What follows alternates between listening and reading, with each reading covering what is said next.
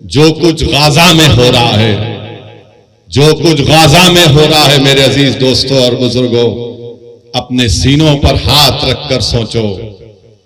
अपनी औलाद अगर सामने है तो उनको देखकर अपने दिमागों पर जोर डालकर सोचो कि गाजा में खून रेजी हो रही है, गाजा में नस्ल कशी हो रही है, गाजा में मीडिया ने रिपोर्ट किया कि 6 दिन के अंदर 6000 बम ज़ायनिस्ट ताकतें बरसाई हैं। इजराइल गाजा में एक छोटी सी जगह है, गाजा 20-21 लाख की, 6 दिन में 6000 बम गाजा पर गिराए गए हैं। और वही जब आईसिस से मुकाबला कर रहे थे पूरे ममालिक, ये पूरा आईसिस कोएलिशन के नाम से था, तो वो लोग 1 महीने में 2500 बम आईसिस पर गिराए थे और गाजा में 6 दिन में 6000 बम गिराए गए। आप अंदाजा लगाओ, अगर यहां पर कोई 10 मिनट तक सिर्फ पटाखे फोड़ना शुरू कर देगा तो आप 2-3 मिनट के बाद बोलेंगे कि भाई बड़ी बेचैनी हो रही है, बस करो। सोचो थोड़ी देर के लिए कि 6 दिन में 6000 बम ये जालिम इस्राएली हुकूमत गाजा पर बरसाती है। 6 दिन में 21 लाख की आबादी है, 10 लाख लोग बेघर हो चुके हैं, 10 लाख लोग बेघर हो चुके हैं। और वो जालिम हुकूमत कह रही है कि तुम अब नॉर्थ गाजा से साउथ गाजा की तरफ चले जाओ। लोग बसों में जा रहे थे तो कल बसों पर बम डाल दिया गया। आज मालूम हुआ, अखबारात और मीडिया कहता है कि गाजा में 1537 फलस्तीनियों की जानें चली गई, जिसमें 500 बच्चे थे, 275 खवातीन हैं, 6612 जख्मी हैं। ये सिर्फ 6 दिन की बात कर रहा हूं मैं आपसे।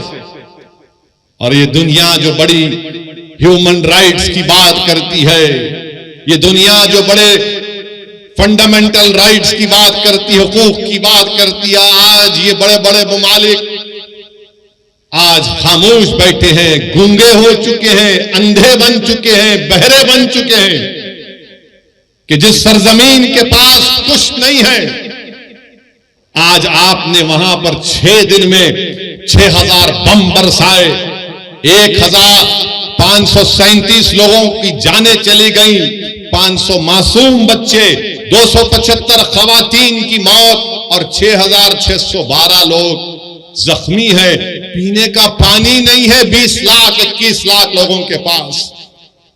अगर आपके पास 2 दिन पानी खराब आया तो आप 25 फोन करते अपने सियासी नुमाइंदों को, मंजलिस के जिम्मेदारों को कि आके देखो जरा पानी पी के बताओ। पीने को पानी नहीं है मेरे भाई, खाने को खाना नहीं है गाजा के लोगों के पास, अस्पताल में दवाएं खत्म हो चुकी हैं, ऑक्सीजन तो दूर की बात। और ये जालिम, ये ज़ायनिस्ट लोग कहते हैं गाजा के लोगों से कि तुम नॉर्थ गाजा से निकलकर साउथ गाजा में चले जाओ। पूरी बिल्डिंगें बर्बाद, बेघर हो चुके हैं। हम नजारे देख रहे हैं कि 10-11 साल का बच्चा जख्मी है, बाप जख्मी है, बजाय बाप अपने बेटे को हिम्मत दिलाए, 12 साल का बच्चा कह रहा है कि अब्बा रोना बंद करो, मैं अच्छा हूं। बिल्डिंग गिरी हुई है, बिल्डिंग के मलबे से लाशें निकल रही हैं, मासूम बच्चों को निकाला जा रहा है, मगर दुनिया खामोश है। दुनिया खामोश है जो बड़ी बड़ी बातें करते हैं ये दौलतमंद ममालिक, क्योंकि मरने वाला फलस्तीनी है। यकीनन जो तशद्दुद होगा, वायलेंस होगा, हम कंडेम करते हैं उसको, चाहे कोई भी करो, वायलेंस रास्ता नहीं है। मगर ये बताओ ये कौन से वायलेंस है? ये तो नस्ल कशी है, ये तो आप उनको खत्म कर रहे हैं, आप उनको बिल्कुल खत्म, सफ़े हस्ती से मिटाना चाहते हैं, जिसको अंग्रेजी में कहते हैं एथनिक क्लेंसिंग हो रहा है फलस्तीनियों का। मैं बताना चाहूंगा आपको कि 2016 साल से गाजा में महासिरा है। 16 साल से कोई बाहर जाना है तो उसको परमिशन, कोई अंदर आना है तो उसको इजाजत लेना पड़ता है। आपने देखा ना कोविड में क्या हुआ था। कोविड में क्या हुआ था कि कोविड में बगैर पास के नहीं कोई नहीं निकल सकता था। 16 साल से फलस्तीनियों को उस तरह का बर्ताव किया जा रहा है। पीने का पानी नहीं है, लाइट उनकी बंद कर दी गई क्योंकि इजराइल के पास से बिजली आती है। 16 साल से महासरे में है। अरे समंदर है, मच्छी नहीं पकड़ने देते ये ज़ायनिस्ट लोग। और उस 21 लाख में 50% आबादी 18 साल की, 20 साल के नौजवानों की है। और आपको जानकर तकलीफ होगी कि 2008 से 6407 फलस्तीनियों को ज़ायनिस्ट लोग मार दिए, जिसमें से 18 साल के कम उम्र 1437 बच्चे थे। और अब इजराइल एक फास्फोरस चीज आती, उसका बम गिरा रहा है। यानी जब वो गिरता है तो बिल्डिंग को पिघला देता है, अगर जिस्म पर गिरता है तो चमड़ी से हड्डी को गला देता है। ये जुल्म गाजा के लोगों पर किया जा रहा है। और अमेरिका, बर्तानिया, ये यूरोप, ये फ्रांस जब बड़ी बड़ी बातें करते हैं, आज गूंगे बनकर बैठे हैं कि मासूम लोगों को, अरे 80 साल से लड़ रहे हैं अपनी फलस्तीन और मस्जिद अक्सा और बैतुल मुकद्दस के लिए। मेरे अजीज दोस्तों और बुजुर्गों, ये बात कहना जरूरी था। इसलिए जरूरी है कि अगर गाजा का नाम आए, फलस्तीन का नाम आए, मस्जिद अक्सा का नाम आए, बैतुल मुकद्दस का नाम आए और तुम्हारे और हमारे दिलों में हरारत ईमानी पैदा नहीं हुए तो फिर तुम इंसान कहलाने के लायक नहीं हो। अगर हम इनकी मदद नहीं कर सकते, हम दूर हैं, मगर जज्बात से कर सकते हैं और करना चाहिए। अगर जज्बात भी नहीं है तो मुस्लिम शरीफ की हदीस है कि आका ने फरमाया कि तुम मुनाफिक हो। अल्लाह के रसूल सल्लल्लाहु अलैहि वसल्लम ने फरमाया कि तुम मुनाफिक हो। वो अंबियाओं की बैशत की सरजमीन है। हजरत दाऊद अलैहिस्सलाम, सुलेमान और ईसा अलैहिस्सलाम की बैशत की सरजमीन है। हजरत इब्राहिम अलैहिस्सलाम की खबर, हजरत मूसा अलैहिस्सलाम की खबर वहां पर है। मेरे अजीज दोस्तों और बुजुर्गों, काबतुल्लाह को तूफान नूह के बाद अल्लाह के हुक्म पर हजरत इब्राहिम अलैहिस्सलाम ने काबतुल्लाह को बनाया और 40 साल के बाद अल्लाह के हुक्म के बाद मस्जिद अक्सा को हजरत सुलेमान अलैहिस्सलाम ने बनाया। और दुनिया को हम बताना पड़ेगा कि हमारा रिश्ता फलस्तीन से, गाजा से, मस्जिद अक्सा से, बैतुल मुकद्दस से क्या है। जब तक कुरान में वो आयात है कि अस्लाम अब्दही, जब तक कुरान में ये सूरा रहेगा, सुबह क़यामत तक हमारा रिश्ता फलस्तीन और गाजा से रहेगा। मेरे अजीज दोस्तों और बुजुर्गों, आपने हदीस शरीफ सुनी कि रसूल अल्लाह सल्लल्लाहु अलैहि वसल्लम से एक सहाबी रसूल ने पूछा, या रसूल अल्लाह सल्लल्लाहु अलैहि वसल्लम, क्या हशर के मैदान में हम आपको पाएंगे? अल्लाह के रसूल सल्लल्लाहु अलैहि वसल्लम ने फरमाया कि हाँ, तुम मुझे हशर के मैदान में पाओगे। कहां होगा हशर का मैदान? इसी सरजमीन पर हशर का मैदान होगा, इसी फलस्तीन पर हशर का मैदान होगा। फिर आका से पूछा गया सल्लल्लाहु अलैहि वसल्लम से कि दूसरी जगह कहां पर हम आपको पाएंगे? रसूल अल्लाह सल्लल्लाहु अलैहि वसल्लम ने फरमाया कि मैं आबे कौसर पर रहूंगा, मेरी उम्मत प्यासी होगी, मैं मेरी उम्मत की प्यास को बुझाऊंगा। कहां होगा हौज़े कौसर? इसी फलस्तीन से लेकर मदीने तक अहादीस में आया। उलमा किराम बैठे हैं, पूछ लो आप। मेरे अजीज दोस्तों और बुजुर्गों, ये वो मुबारक सरजमीन है कि कुरान में लफ्ज बारक ना 5 मरतबा आया तो खुद है वो। चाहे सूरह असरा हो, सूरह जितने भी 4-5 सूरों में जिक्र आया, 5 जगह पर लफ्ज बारकना का मतलब खुद। अल्लाह के रसूल सल्लल्लाहु अलैहि वसल्लम ने फरमाया कि बड़ी खूब जगह है, ये बड़ी खूब जगह है। तो सहाबा ने पूछा रसूलुल्लाह सल्लल्लाहु अलैहि वसल्लम क्यों? तो रसूलुल्लाह सल्लल्लाहु अलैहि वसल्लम फरमाया कि यहां पर फरिश्ते अपने पर बिछा कर बैठते हैं, यहां पर फरिश्ते अपने पर बिछा कर बैठते हैं। रसूलुल्लाह सल्लल्लाहु अलैहि वसल्लम ने फरमाया कि मीजान लगेगा, यह हिसाब किताब की जगह है। मेरे अजीज दोस्तों और बुजुर्गों, इमाम अहमद ने यह हदीस शरीफ लिखी अपने मसनद में कि अल्लाह के रसूल सल्लल्लाहु अलैहि वसल्लम ने फरमाया कि मेरी उम्मत में गिरोह रहेगा जो सुबह क़यामत तक हक की तरफदारी करेगा, जो सुबह क़यामत तक हक की तरफदारी करेगा, बातिल ताकतों से मुकाबला करता रहेगा। उनके पास दौलत नहीं होगी मगर हक की तरफदारी करते रहेंगे कि क़यामत भी आ जाएगी। तो सहाबा इकराम ने पूछा है रसूलल्लाह वो कौन सी जगह होगी? तो आक़ाए दो आलम सल्लल्लाहु अलैहि वसल्लम ने फरमाया अल खुद्स, अल खुद्स, अल खुद्स। मेरे अजीज दोस्तों और बुजुर्गों, इसीलिए हमको अपने सीनों में गाजा के अवाम की तकलीफ को महसूस करनी चाहिए। वो जो 500 बच्चे मरे, तकलीफ को महसूस करो। वो तुम्हारी औलाद तो नहीं है, मगर सोचो अगर तुम्हारी औलाद मर जाती। सोचो थोड़ी देर के लिए वो कोविड में जब हम लाशों को उठा उठा कर डर डर कर लेकर जा रहे थे, सोचो थोड़ी देर के लिए, 1 साल 2 साल नहीं, 70 साल से ये मुजाहिद, ये गयूर कौम अगर पूरी दुनिया में हक की सरबुलंदी के लिए और बातिल की शिकस्त के लिए अगर किसी सरजमीन पर मुबारक रूहों का खून गिरा है तो मसले फलस्तीन पे गिरा। मस्जिद अक्सा बैतुल मुक़द्दस के लिए खून बहाया जा रहा है। मैं सलाम करता हूं उन माओं को जिन्होंने इन बहादुर बच्चों को पैदा किया, जो ज़ायनिस्ट लोगों की गोलियों का निशान बन रहे हैं, जो बमों से उनकी मौत हो रही है।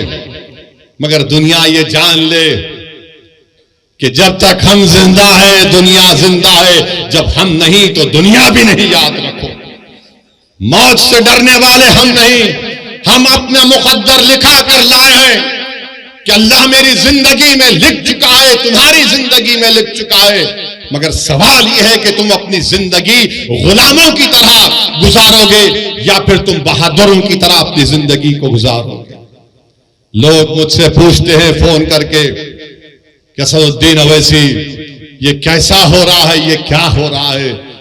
लोग तकलीफ महसूस करते हैं और लोग पूछते हैं कि कहां है सलाहुद्दीन अय्यूबी, कहां है वो सलाहुद्दीन अय्यूबी। अरे तुम अपनी औलाद की क्या तरबियत कर रहे हो? कहां से सलाहुद्दीन पैदा होगा जब बाप अपनी औलाद के सामने अपनी मां की बेइज्जती करेगा? कहां से सलाहुद्दीन आएगा जब तुम बेटे के सामने, औलाद के सामने अपनी बीवी से गलत बर्ताव करते हो? कहां से सलाहुद्दीन आएगा जब नौजवान गुनाह करते हैं, जिना करते हैं? कहां से सलाहुद्दीन आएगा जब तुम जिना करते हो? कहां से सलाहुद्दीन आएगा जब तुम अपने हाथ से अपने भाई का कत्ल करते हो? कहां से सलाहुद्दीन पैदा होगा जब हमारी बेटियां गुनाह करती हैं? सलाहुद्दीन कैसे पैदा होगा? जब तुम नेक बनोगे, जब तुम गुनाहों से दूर रहोगे, तुम रसूलुल्लाह सल्लल्लाहु अलैहि वसल्लम से बेपनाह मोहब्बत करोगे तमाम चीज और दुनिया से बढ़कर। सलाहुद्दीन अय्यूबी जिंदगी में जब तक बैतुल मुक़द्दस मस्जिद अक्सा पर कामयाबी हासिल नहीं किया, उसकी पेशानी पर बल रहता था। बास जगह मैंने पढ़ा कि सलाहुद्दीन अय्यूबी जब तक फलस्तीन पर कामयाबी हासिल नहीं किया वो मुस्कुराता नहीं था। लोग उससे बोलते थे सलाहुद्दीन तुम मुस्कुराते क्यों नहीं हो, तुम्हारी पेशानी पर बल क्यों नहीं आता? तो सलाहुद्दीन कहता था कि क़िबले अव्वल हमारा रहा है। 17 साल रसूलुल्लाह सल्लल्लाहु अलैहि वसल्लम ने क़िबला बनाया। वो जगह जहां पर आक़ाए दो आलम सल्लल्लाहु अलैहि वसल्लम जमीन से आसमानों पर अल्लाह का जाकर दीदार करे, उस जगह पर जब तक हम कामयाबी हासिल नहीं कर दे, सलाहुद्दीन कैसे मुस्कुराएगा? सलाहुद्दीन के पेशानी से बल कैसे जाएगा जब क़िबले अव्वल मेरे साथ नहीं है? मेरे अजीज दोस्तों, बुजुर्गों, नौजवानों, तुम आज आराम से हैदराबाद में बैठे हो, तुम्हारे घरों पर बम नहीं गिर रहे हैं, तुम्हारे भाइयों का कत्ल नहीं हो रहा है, तुम बेघर नहीं हुए हो अल्हम्दुलिल्लाह। मगर गाजा के गरीब लोग 21 लाख की आबादी में 10 लाख बेघर हो चुके हैं। और ये जालिम इजरायली हुकूमत चाहती है कि इन तमाम गाजा के लोगों को खाली करा दिया जाए और उसको सिक्योरिटी जोन बनाकर इनको सीनाई के सहरा में ले जाकर छोड़ दिया जाए। कोई दुनिया खामोश है, सन्नाटा है। अरे जिसने मारे उनको देखो, मगर इन गाजा के गरीबों ने तुम्हारा क्या बिगाड़ा था? मीडिया में एक तरफा रिपोर्टिंग कि ऐसा हुआ, वैसा हुआ, फुला हुआ। अरे कभी तुमने देखा 70 साल से इजराइल ऑक्यूपायर है, इजराइल ऑक्यूपायर है, फलस्तीन ऑक्यूपाइड टेरिटरी है। ऑक्यूपेशन तुमको नहीं दिखता, जुल्म तुमको नहीं दिखता। बताओ, जिसके पास कमजोर है, जालिम जुल्म कर रहा है तो जालिम का साथ दिया जा रहा है, और जिसको बेघर कर दिया गया। आपको मालूम कब मसला पैदा हुआ? 1918 में। समझाने के लिए कह रहा हूं नौजवानों, जब तुम बड़े हो गए, मुस्तकबिल तुम्हारा है नौजवानों। 1918 में यही ज़ायनिस्ट लोग वहां पर गए, बरतानिया से साजबाज किया और 1918 से फलस्तीनियों को भगाने का प्रोग्राम बनाया। और फिर 13 मई 1948 में 18 से लेकर 48 तक फर्स्ट वर्ल्ड वॉर हुई। उसके बाद से तरीके से, साजिशों से फलस्तीनियों को मारा गया, भगाया गया। और उसके बाद क्या हुआ? 20-25 साल के अरसे में, जिसको फलस्तीन की तारीख में नकबा कहते हैं, कितने लोग बेघर हो गए? 1.5 करोड़ फलस्तीनियों को भगा दिया गया। और फिर 67 की जंग हुई तो हमने मस्जिद अक्सा को खो दिया, उस मुबारक जगह को खो दिया जहां पे आकाए दो आलम सल्लल्लाहु अलैहि वसल्लम तमाम रसूलों और नबियों की नमाज इमामत की थी। और उस वक्त से वो फलस्तीनी लड़ रहे हैं। फलस्तीन का मसला सिर्फ अरबों का मसला नहीं, फलस्तीन का मसला सिर्फ मुसलमानों का मसला नहीं, फलस्तीन का मसला हर उस इंसान का मसला है जो इंसाफ चाहता है, जो इंसाफ चाहता है। और जो पूछते हैं कि सलाहुद्दीन कहां आएगा, अरे सलाहुद्दीन को आने के लिए तुमको नेक बनना पड़ेगा। जब ईसाइयों ने मस्जिद अक्सा और बैतुल मुकद्दस पर कब्जा किया, क्रूसेडर्स ने एक दिन में 70,000 मुसलमानों का कत्लेआम हुआ। उनके घोड़े गिर जाते थे, इतना खून था। मगर जब सलाहुद्दीन अय्यूबी ने फलस्तीन बैतुल मुकद्दस पर कामयाबी हासिल की और तमाम ईसाई लोग जमा हुए, बोले कि सलाहुद्दीन अब तुम हमसे क्या करोगे? तो सलाहुद्दीन अय्यूबी ने कहा कि मैं वो नहीं करूंगा जो तुमने किया था। मैं रसूल अल्लाह सल्लल्लाहु अलैहि वसल्लम के गुलामों का गुलाम हूं, तुमको मैं माफी देता हूं, जाओ, तुम्हारी जान को भी कोई हाथ नहीं लगाएगा। यही सलाहुद्दीन अय्यूबी के पास एक कबीला था जो दीन इस्लाम को कबूल नहीं करता था। सलाहुद्दीन अय्यूबी ने जोर जबरदस्ती नहीं की। एक कबीले की एक औरत आई सलाहुद्दीन अय्यूबी के पास और आकर कहा कि सुल्तान, मेरे 4 बच्चे गायब हैं, मेरे बच्चों को वापस लेकर आओ। Salahuddin Ayyubi Fatih फलस्तीन, Fatih Betul मुकद्दस उठता है, अपने जिस्म पर जर्रा पहनता है, तलवार उठाता है। वो औरत खातून कहती है, कहां जा रहे सुल्तान? तो कहा, तेरे बच्चों को तलाश करने जा रहा हूं। वो हैरान होकर पूछती, आप जाएंगे मेरे बच्चों के लिए? बोले, हां, तेरे बच्चे मासूम हैं। फजर को निकलता सलाहुद्दीन अय्यूबी जहर हो जाती है। जहर से असरते करीब जब सलाहुद्दीन अय्यूबी इन बच्चों को देखता है, बच्चे डरे हुए हैं, सहमे हुए हैं, उनको गोद में उठाकर अपनी मां के पास जब लेकर आता है तो बच्चे उसमें से जो बड़ा उम्र का बच्चा था 13-14 साल का, वो फरते मसरत में अपनी मां की तरफ दौड़ता है कि अम्मा अम्मा। तो उस मां ने क्या किया, उस मां ने उस बच्चे के मुंह पर एक जोरदार तमाचा मारा और कहा कि जा सलाहुद्दीन के कदमों में गिर जा, ये वो नबी मोहम्मद सल्लल्लाहु अलैहि वसल्लम का गुलाम है, अगर ये ऐसा है तो उसका रसूल कैसा रहमत वाला होगा। ये सलाहुद्दीन अय्यूबी था। मेरे अजीज दोस्तों और बुजुर्गों, नौजवानों, इसीलिए कह रहा हूं कि तुमको नेक बनना पड़ेगा। और याद रखो इस बात को, जब तुर्कों की हुकूमत थी, सल्तनत उस्मानिया की हुकूमत थी, तुम्हारा ख्याल यह है कि तुम्हारा मिजाज ये है कि तुम अपने फोनों पर, टीवी पर अर्तुगरुल देखकर खुश हो जाते, तुम उस्मान का सीरियल देखकर खुश हो जाते। मगर क्या तुमको मालूम कि जब तक 400 साल तुर्कों की हुकूमत थी, मस्जिद अक्सा हमारे पास थी, मगर जब तुर्कों से इख्तिदार, इत्तेहाद जब कमजोर हुआ, कबीलों की बुनियाद पर, असबियत की बुनियाद पर जब इत्तेहाद पारा पारा हो गया, तो सबसे पहली चीज जो हमारे हाथ से चले गई वो मस्जिद अक्सा और बैतुल मुक़द्दस हमारे हाथ से चला गया। इसीलिए मेरे अजीज दोस्तों और बुजुर्गों, इत्तेहाद को मजबूत रखो। याद रखो, तुमको हम तमाम, मुझसे तुमको नफरत होगी, मगर मेरी और तुम्हारी ख्वाहिशों से ज्यादा और अहमियत का काम इत्तेहाद है।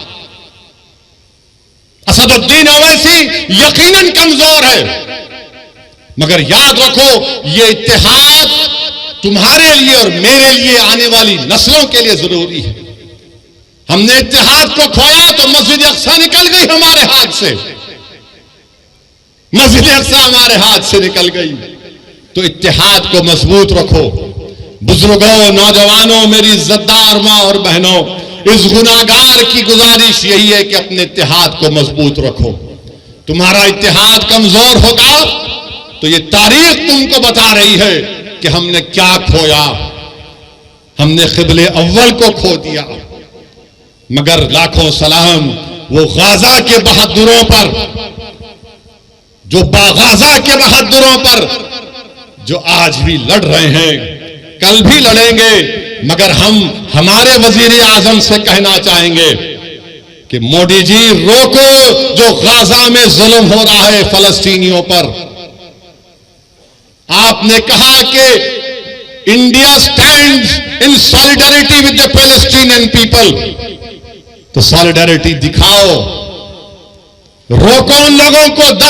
21 लाख में से 10 लाख लोग बेघर हो चुके हैं। वो शैतान नेतन्याहू जालिम है, वार क्रिमिनल है, वो जो ढकेल रहा है फलस्तीनियों को, ढकेल रहा है कि घरों को बर्बाद, 6000 बम गिराए गए। हम भारत के वजीर आजम को बताना चाह रहे कि महात्मा गांधी ने क्या कहा था। गांधी ने कहा था कि ये फलस्तीन अरबों का है।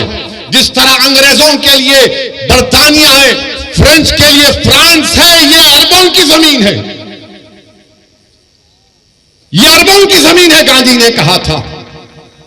मगर अफसोस की बात यह है कि आज हमारी हुकूमत खामोश बैठी हुई है। क्यों खामोश बैठी हुई है? अगर हम पूरी दुनिया में एक सुपर पावर बनना चाहते हैं, अगर हम अक़वाम मुत्तहिदा की सिक्योरिटी काउंसिल में मेंबरशिप चाहते हैं वोटिंग राइट के साथ, तो फिर हमारी हुकूमत को, हमारे मुल्क को ये जो वार क्राइम्स इजराइल कर रहा है उसकी मजम्मत करनी चाहिए। जो फलस्तीनियों को गाजा से निकाला जा रहा है उनकी मदद करनी चाहिए, रोकना चाहिए। अरे उनको पानी दो, दवा दो, लाइट दो। ये कौन सा जुल्म है कि तुम उनको मार रहे हो?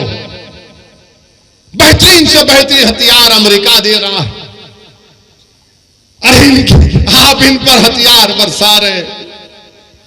मेरे अजीज दोस्तों और बुजुर्गों, अभी हमारे मुल्क के चीफ मिनिस्टर ने कह दिया क्या कहा उन्होंने कि अगर कोई फलस्तीन का नाम लेगा तो उसको बुक कर दो। सुनो मुख्यमंत्री, मैं फलस्तीन का झंडा तिरंगे के साथ लगा के आया हूं। मैं फलस्तीन के लिए खड़ा हूं और खड़ा रहूंगा इंशाअल्लाह ताला। फलस्तीन सिर्फ मुसलमानों का अरबों का मसला नहीं, फलस्तीन इंसानियत का मसला है। और हम उस बाबा मुख्यमंत्री से कहना चाहेंगे, अगर आपको केस बुक करना है तो वजारत खारजा MEA पर केस बुक करना पड़ेगा। अगर कई यूपी में मोदी जी आ गए तो उन पर भी केस बुक करना पड़ेगा आपको। मेरे अजीज दोस्तों और बुजुर्गों, मेरी आप तमाम से गुजारिश है कि अपनी दुआओं में इन गाजा के मजलूमों के लिए दुआ करिए। हम इस मुबारक शब में अल्लाह से दुआ करते हैं कि अल्लाह तुझे तेरे हबीब मोहम्मद मुस्तफ़ा सल्लल्लाहु अलैहि वसल्लम का वास्ता तो इन गाजा के लोगों की हिफाजत फरमा दे। अल्लाह हम तुझसे तेरे हबीब का वास्ता देकर भीख मांगते हैं, या अल्लाह इनकी जानों और माल की हिफाजत फरमा। परवरदिगार इनकी गैब से मदद फरमा। या अल्लाह तेरे हबीब का इरशाद है कि सुबह क़यामत तक एक गिरोह रहेगा जो हक की तरफदारी करेगा। या अल्लाह उस सरजमीन पर जहां पर हशर का मैदान होगा, या अल्लाह उस सरजमीन पर जहां पर आबे कौसर होगा, या अल्लाह उस सरजमीन पर जहां पर मीजान होगा, या अल्लाह जिस सरजमीन पर पूरों को तू इकट्ठा करेगा, परवरदिगार वहां पर जालिम जुल्म कर रहा है। या अल्लाह मदद फरमा गाजा के लोगों की। अल्लाह गाजा के लोगों की हिफाजत फरमा। परवरदिगार तुझे तेरी रहमत का वास्ता अल्लाह तू रहम फरमा दे। अल्लाह तेरे आपके पास 70 माओं की मोहब्बत है। परवरदिगार जो हजारों की तादाद में लोग मर रहे हैं, जो बच्चे मर रहे हैं, अल्लाह उन माँ बाप को हिम्मत दे। अल्लाह उनकी हिफाजत फरमा। अल्लाह तेरी पूरी कायनात में कोई ऐसा नहीं है जो इन गरीबों की मदद कर सके, मगर अल्लाह तू जमीन व आसमान का खालिक है, तेरे खजाने में कोई कमी नहीं आएगी। अल्लाह तू कुन फयकून फरमा दे। परवरदिगार अल्लाह उनको कोई खाना नहीं दे रहा, अल्लाह तू रज़्ज़ाक़ है, उनको रिज़्क़ दे दे। अल्लाह कोई इनको पानी नहीं दे रहा, तू आसमानों से बारिश को बरसा दे। अल्लाह इनके पास दवा नहीं है, तू शाफी है, अल्लाह उनकी शिफात फरमा दे। परवरदिगार आज इस जमीन पर जो लोग हक के लिए काम कर रहे हैं उनकी मदद फरमा। अल्लाह जालिमों के जुल्म से छुटकारा दिला दे। अल्लाह तशद्दुद को खत्म कर दे। हमारी अल्लाह से दुआ है कि अल्लाह नबी करीम सल्लल्लाहु अलैहि वसल्लम के सदक़े तुफ़ैल में फलस्तीनियों की मदद फरमा। अल्लाह उस इलाके को अमन का गहवारा बना दे। अल्लाह उस इलाके को अमन का गहवारा बना दे। अल्लाह हमारे मुल्क में अमन को मजबूत फरमा दे। अल्लाह हमारे जान और माल और खास तौर से या अल्लाह हमारे ईमान की हिफाजत फरमा। अल्लाह हमारे ईमान की हिफाजत फरमा। परवरदिगार जब तक तू हमको जिंदा रखेगा, मेरे मौला तुझे तेरी रहमत का वास्ता, तेरे हबीब का वास्ता, हम झुके तो सिर्फ तेरे सामने झुके। अल्लाह हम किसी से मांगे तो तुझसे मांगे। अल्लाह हमको शिरक से बचा ले। अल्लाह हमको शिरक से बचा ले। अल्लाह तू हमारा रब है, हमारे लिए काफी है। अल्लाह तू हमको रसूलुल्लाह सल्लल्लाहु अलैहि वसल्लम को उम्मती बनाया, ये दुनिया का सबसे बड़ा एजाज हमको दिया। मेरे रब लाज रख ले, मेरे अल्लाह लाज रख ले। परवरदिगार अल्लाह कमजोरों की मजलूमों की लाज रख ले। अल्लाह इनकी हिफाजत फरमा जो बेसरो सामानी में अल्लाह जानवरों से बदतरीन सलूक गाजा में किया जा रहा है। अल्लाह गाजा के उन गरीबों की मदद फरमा। अल्लाह हमारे वतन अजीज में अमन को मजबूत कर दे। जालिमों के जुल्म का छुटकारा दिला दे। अल्लाह जो लोग हक के लिए मेहनत कर रहे हैं, अल्लाह उनको कामयाब कर दे। अल्लाह हमारे इत्तेहाद को मजबूत फरमा। परवरदिगार हमारे इत्तेहाद को मजबूत फरमा। अल्लाहुम्मा सल्लि अला सय्यिदिना मुहम्मदिन अब्दिका रसूलिका नबी उम्मिल आलि सहाबि सल्लिम। सुभान रब्बिका रब्बिल इज्जति अम्मा यसिफून व सलामुन अलल मुरसलीन वल्हम्दुलिल्लाहि रब्बिल आलमीन। India Plus News, सिर्फ वही जो सही।